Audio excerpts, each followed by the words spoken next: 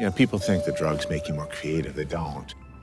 But if you get it just right, you know, it helps you listen. It's like a little spot between will and willlessness. If I'm trying to think of what the business needs to do next, you gotta listen. At least that's my approach.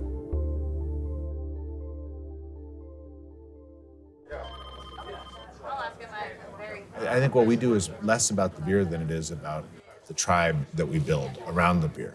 I mean, a guy walks into a store with $10 in his pocket, what's he gonna leave with, you know? Because he's already decided he's gonna spend more for a beer. The brewery started, you know, in chaos. It was a starting point for a lot of different things in my life. I've left a lot of stuff behind at that point. And there's nowhere to go but up, you know, it's like anything could happen. And so the brewery was born. When I went to work for the brewery, it was very small, and you know, we were always knew that there was bigger and better things ahead, bigger things coming. And Here. I don't know what you do. The brewery kind of divides down the middle, burners and non-burners. Yeah. But there's no space between us. That's the funniest thing, too. Yeah. This property is just 20 acres of agricultural land that's a green belt right behind the brewery. And when you have a farm right behind a brewery that has a restaurant, well, it's the most natural thing in the world. There were craft breweries before us, and we wanted to do something of our own. Hopefully in doing that, we'd find something new. And the beers we're making today that Jeremy's writing recipes for that are in the kettle as we speak, these have never been made on planet Earth before. So, you know, we're sort of making the beers of the future. Below us is 1,500 kegs of beer, and all around us, each individual tank is another 1,500 kegs of beer. We're basically surrounded in a shit ton of beer right now.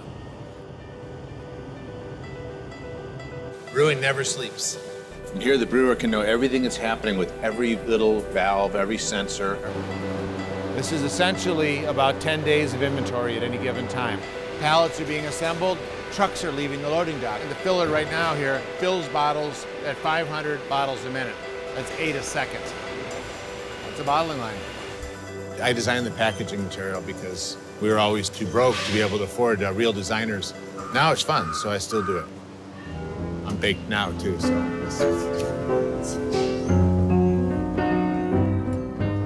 If you take all beer, there's 4 fucking ingredients, right? Just like in music, there's 12 notes, you know? It's like 4 ingredients, and yet after 15,000 years of brewing on planet Earth, there's still new flavors to be found. Beer? Sure. How's it going? There's no mistake that beer and cannabis have a strong tie, and that's through the Humulus lupulus. That's the Latin name for the hop vine. Too bad the camera doesn't have smell-o-vision. Because it really smells like a hippie high syrup. Had we not been such stoners ourselves, we definitely would not have thought to take hops and put them in a vaporizer.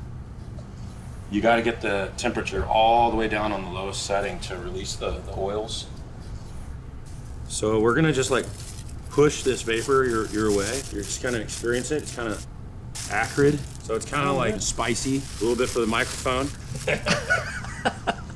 The thing is, you wouldn't want to take a hit because it's not going to get you high. This is totally empirical data that we're trying to gather to see what it smells like.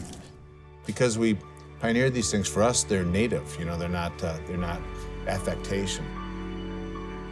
And the brewery has 50 years of open field running ahead of it now, and I don't expect to live 50 years. So in my mind, it's like mission accomplished. You know, from the starting point of the brewery to this point right here, it's like all the things we wanted to do, we've won at. It's exciting.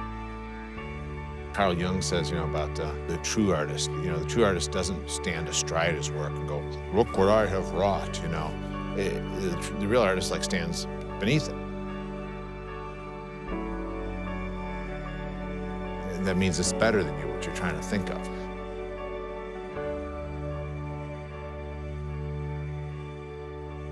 My name is Tony Magee, and I'm founder of Lagunitas Brewing, and I wake and bake every morning.